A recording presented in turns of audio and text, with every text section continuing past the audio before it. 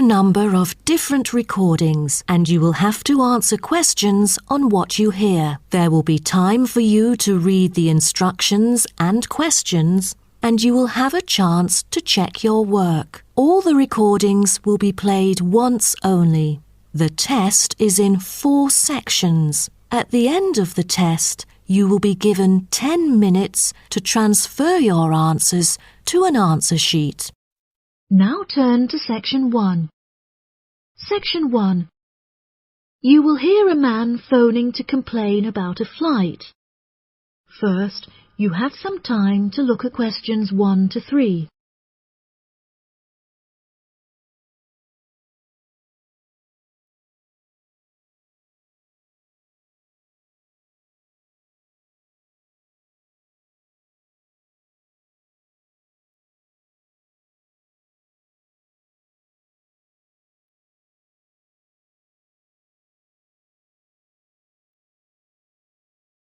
You will see that there is an example that has been done for you.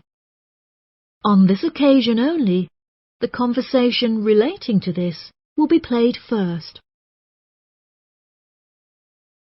Hello, you have reached the complaints department. How can I help you? Yes, hello there. I am phoning to make a complaint regarding a flight that I took with you recently. Okay. There are some details I will need to take from you first.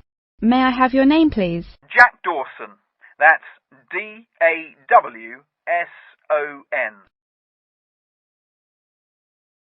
The name of the man is Jack Dawson, so Dawson has been written in the space. Now we shall begin. You should answer the questions as you listen, because you will not hear the recording a second time. Listen carefully and answer questions 1 to 3. Hello, you have reached the complaints department. How can I help you? Yes, hello there. I am phoning to make a complaint regarding a flight that I took with you recently. Okay. There are some details I will need to take from you first. May I have your name, please? Jack Dawson. That's D-A-W-S-O-N. And your address? It's 33 Hillcrest Road. That's Hillcrest. 33 Hillcrest Road. Is that in Exeter? Yes. And what is the postcode of the residence? It's AL698GQ. Thank you. Do you have a telephone number? Yes, the number at my office is 754688. That's good. And may I just take a home phone number for you in case of emergencies? No problem. It's 798662. Are they both local numbers? Yes. Before you hear the rest of the conversation, you have some time to look at questions 4 to 10.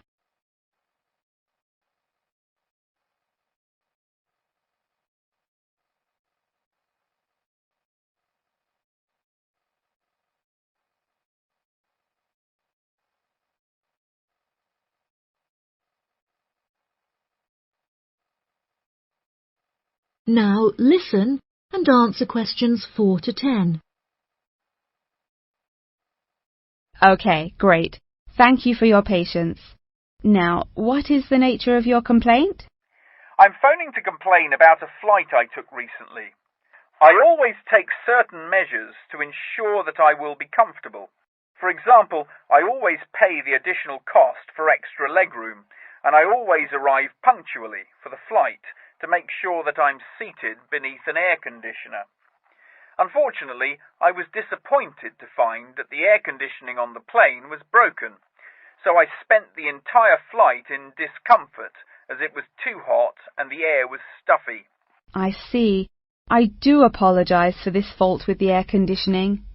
Now, while I have you on the phone, would you mind answering a short questionnaire regarding your recent flight? Sure. Okay, let's get started. What did you think of the food that was served to you during the flight? I thought that it was inexpensive and quite delicious. However, I was still very hungry afterwards, as it was a very small portion and more of a snack. Providing a snack for lunch is not reasonable. Okay, I have noted that down. What was your opinion of the quality of service that you received from our staff on board? The staff was very helpful, but each time I pressed the button to request service, it took a long time for a staff member to arrive. I found this frustrating, as there just weren't enough staff on board the flight to be able to serve all the customers. Okay, that's great. Thank you very much for answering those questions.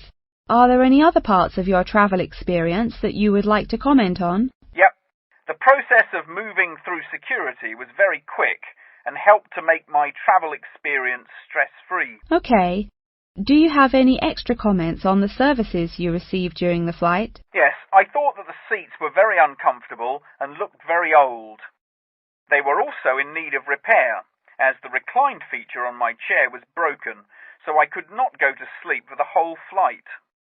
Luckily, the entertainment facilities were very good, so I was able to distract myself by watching movies. Thank you so much for taking the time to answer all of my questions.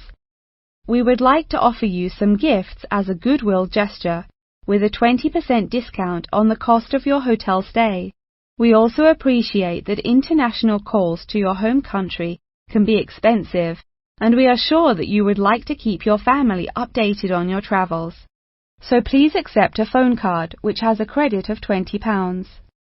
Oh, that's really great. Thank you so much for the gifts. No problem. We look forward to having you travel with us again soon. Have a fantastic vacation. Thanks. Bye.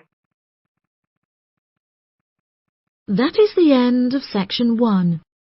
You now have half a minute to check your answers.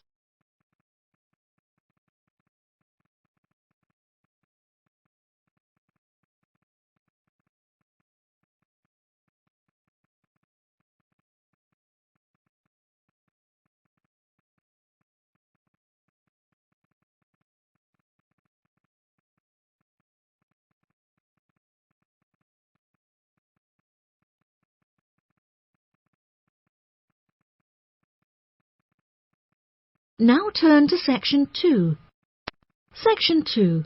You will hear part of a talk given by a member of staff at a car rental company.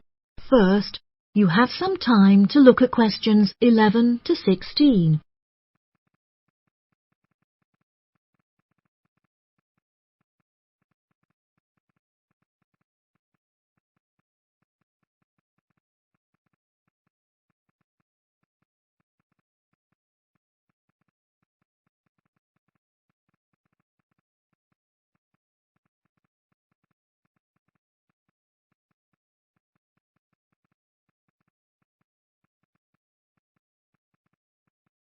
Now listen carefully and answer questions 11 to 16. Good morning, listeners, and welcome back to Star Radio. Today on the show, we have a visitor from Yazoo Car Rental, who is going to give us an insight into his company and into the public transport system. Welcome, Jonathan. Thank you for having me. Yes, I would like to start by introducing my company, Yazoo Car Rental. We are the cheapest and most reliable rental company in the city and have won multiple awards for the quality of our services. This success did not come easily, however, and it proved important that we stay fresh and are always thinking of ways to attract new customers.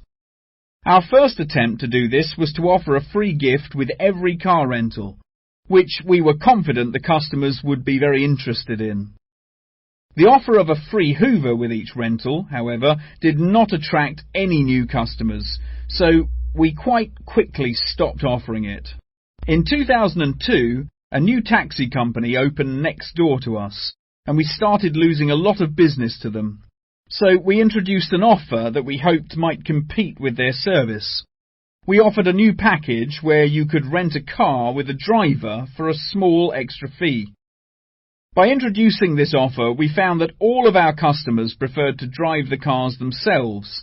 So again, this offer was unsuccessful in attracting more customers. Learning from these mistakes, we decided to offer a package service where the customer no longer had to come to our offices to pick up the rental car. Instead, we could drop off and pick up the car anywhere in the city to make the customer's experience a lot more stress-free. This offer was very popular and increased our profits by 30%.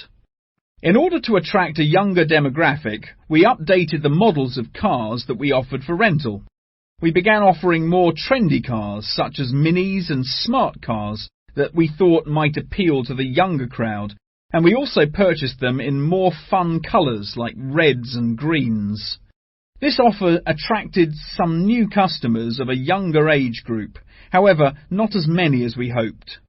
Next, I decided to offer our services at a discounted price on our website, where it could be seen by thousands of people. I thought that this could be a great way to attract a number of new customers who would never have heard of us before, and it worked fantastically well. Following the success of the discount offer, we had so many customers that it became necessary to open a new branch of the company in the centre of the city. The cost of renting offices in the city centre was very high, so we hoped that our profits would justify this expensive decision. We made enough profit to keep our city centre offices open, but we had hoped for a greater increase in customer numbers. Before you hear the rest of the talk, you have some time to look at questions 17 to 20.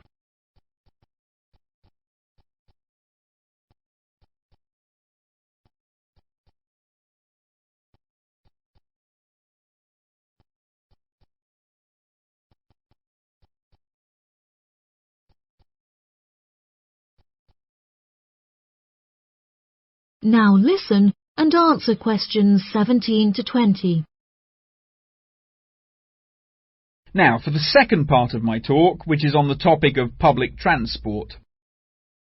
There are many benefits to public transport. For example, the recent introduction of bus lanes has meant that buses are now unaffected by traffic jams and are able to stay on schedule. Unfortunately, as fewer and fewer people are taking the bus nowadays, the service has become quite inefficient. This reduction in passengers may be due to the stories in the newspaper about the dangers posed to pedestrian safety by the buses. However, this is largely untrue, as buses are responsible for far less pedestrian-related accidents than cars. I use the bus service often, as car petrol is so expensive nowadays that the bus is far more affordable. However, if I am in a rush, I prefer to take a taxi, as they tend to get you to your destination very quickly, so you can remain punctual for your appointments. I also very much enjoy flying to my destinations, as the service is incredibly fast and the airports are always very easy to find. Personally, my favourite mode of transportation is the bus. Due to the lack of people using the service, I have found that the buses are never overcrowded, so there is always a seat available. They are also never dirty, as they get cleaned regularly. However, I have found that sometimes the bus can be over a half hour behind schedule, which can be very frustrating. There has been a lot of fluctuation in the price of bus tickets in the last couple of years. In the past, £1.80 for a ticket was enough to sustain the bus companies. However, as the price of fuel increased, so did the ticket prices. Now the ticket prices are declining as the bus companies try to encourage more people to use their service again. Well, that's all from me today. Thank you for listening. That is the end of section 2. You now have half a minute to check your answers.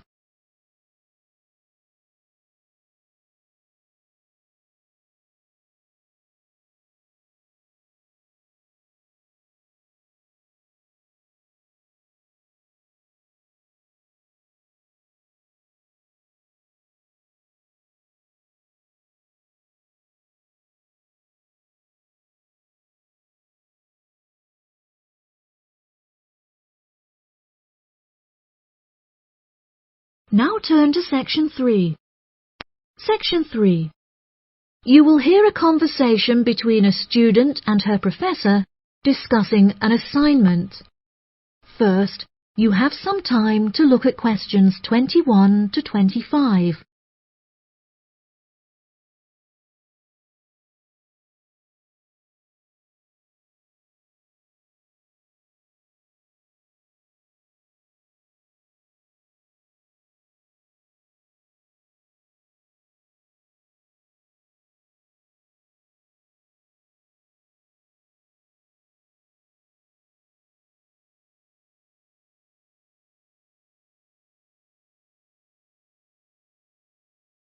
Now listen carefully and answer questions 21 to 25. Excuse me, Dr. Thompson. May I speak to you for a minute? Of course. Please come in. I'm Alexandra Jones. I'm studying business here at the university, and for my assignment I have to carry out a survey of people who own their own organizations. I heard that you are the founder of your own company, and I was wondering if I could ask you some questions about it. Yes, of course. Please fire away. Okay, great. We'll get started. Did you encounter any problems whilst you were starting your company? Actually, it was not as hard as I anticipated. I started out with very clear objectives, so I knew exactly what I wanted my corporate identity to be. It was very difficult to find the correct premises, as the property market in London is so competitive, but eventually I found the perfect site. The hardest part was structuring the business, as I had no formal template, so I had to create it myself. Yes, that is very impressive. Was it difficult dealing with staff? It's always tricky trying to satisfy a group of people with varying interests. However, I didn't encounter many problems. I found it very important to make the staff feel appreciated. So I hosted a staff day where we could all introduce ourselves and get to know each other as individuals. I was also able to talk to them about the type of work that they would be doing and gave them the opportunity to share with me the issues they had with the allocation of the work. Okay. Did you hire a management team, or did you take on the role of the manager? Oh no, I already had enough tasks to take care of. I employed someone else to take on the role of the manager. However, he never consulted me before making decisions, so I was forced to let him go and hire someone else. And what did the other staff think of the new manager? They had a great deal of respect for him. It definitely helped that I consulted with them before hiring him. They were surprised that he has been so successful in his role at the company, despite the longer meeting hours. Since the company opened, has it had any great achievements? There are many aspects of the company that I am pleased with. However, there is one achievement of which I am particularly proud. I wanted a mural painted to brighten up our entrance area, so I decided it would be a great idea to invite the local primary school to create one for us. The youngsters had a great time, and I know they were thrilled to be included. Oh, that's lovely. Before you hear the rest of the conversation, you have some time to look at questions 26 to 30.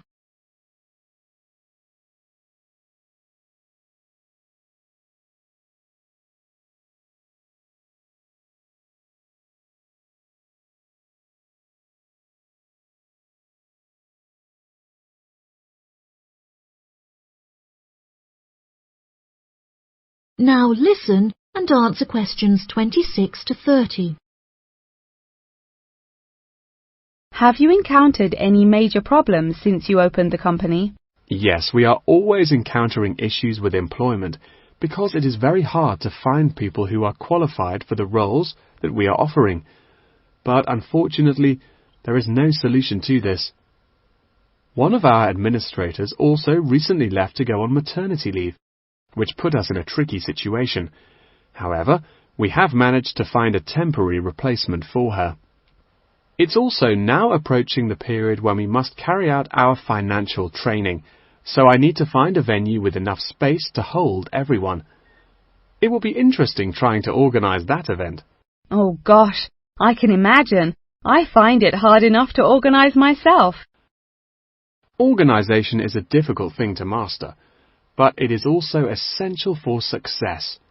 Whilst I was learning how to stay organised, I realised that the role of motivation is essential.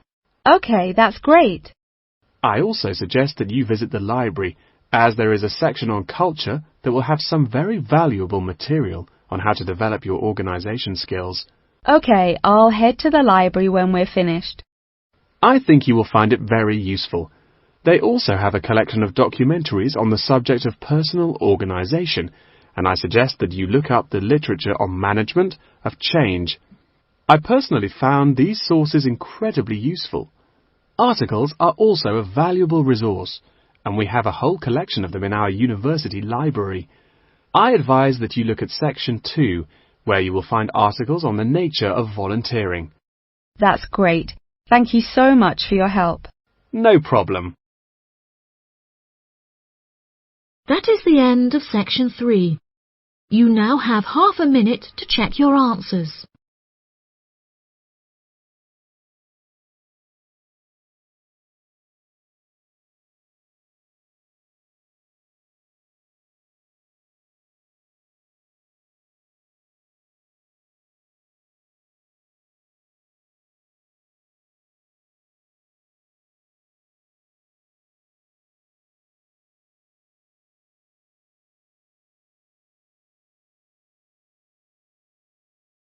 Now turn to Section 4. Section 4. You will hear a talk on the research of architecture. First, you have some time to look at questions 31 to 40.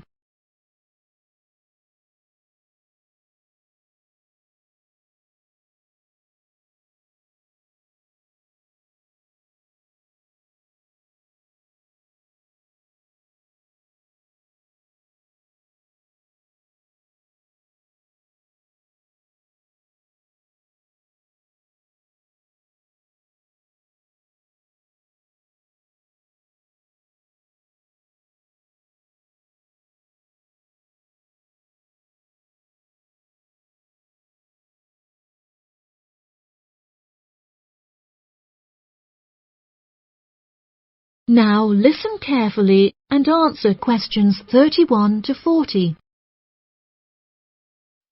Welcome, class, to your very first lecture in this series on architecture, conducted by myself, Dr. Torben Dahl. Today we will be looking into the relationship between climate and architecture, where I will be giving you a critical overview of the main climate influences that shape the design of buildings. Throughout this lecture series, we will be looking at the latest research into climatic design carried out by experts in the field, in addition to case studies and examples drawn from modernist practice, both in cities and rural areas. Now, acid rain is one of the climatic elements with the most devastating effects on our architecture. The chemicals in acid rain can cause paint to peel, corrosion of steel structures such as bridges, and erosion of stone statues. Since the 1970s, our government has been making great effort to reduce the release of these chemicals into the atmosphere, with positive results. Private organisations have also been raising awareness and funds, and recently received a huge donation from the bank. It is interesting to look at the studies that have been carried out into the effects of acid rain at varying altitudes.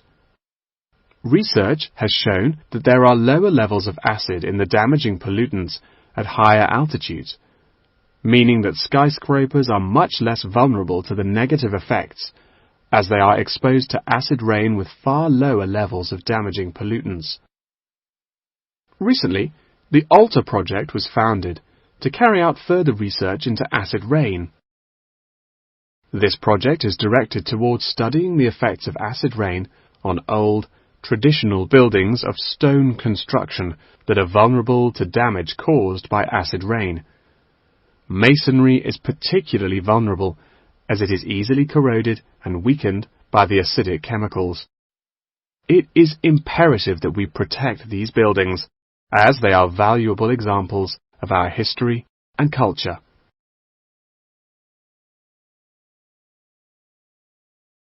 Pollution is one of the main sources of concern in the present day. The construction industry contributes considerably as a source of pollution in its day-to-day processes of creating building materials such as concrete and glass. However, more new sustainable methods are being developed to counter this. A recent case study for this is Sky Tower, whose windows have been made from recycled glass to prevent pollution from the glass-making process. Water is the most problematic element to be considered in construction. It is imperative that construction elements, such as the insulation, are fitted into the building in dry weather to prevent it from getting wet. This makes winter an undesirable season for construction, as the heavy rainfall can have adverse effects on the building. Another climate type that has an enormous effect on buildings is humidity. Constructions made of steel and stone are largely unaffected by humidity. However, it can have a serious effect on wooden constructions if the timber has not been correctly treated. Moisture from the air can condense in the grain of the wood, which then swells and shrinks in proportion to the magnitude of change in its moisture content. This variation in size can have disastrous consequences. In areas of the world that are prone to earthquakes, certain design and environmental conditions are preferable for protecting buildings in the event of a tremor. Engineers have come up with numerous building procedures to help minimize shaking in buildings. For example, tall buildings have height restrictions and counterweights, and multi-story buildings have reinforced floors and walls. Ground conditions are a cause for worry in many constructions, as often the soil is of the wrong density to protect the foundations. Luckily, technology has now been developed that can help to minimize damage by earthquakes. Seismic sensors can give prior warning when an earthquake is about to happen, so that preparations can be made to protect both the people and the buildings from harm. The movement of building structures can now also be measured and monitored over time by architects.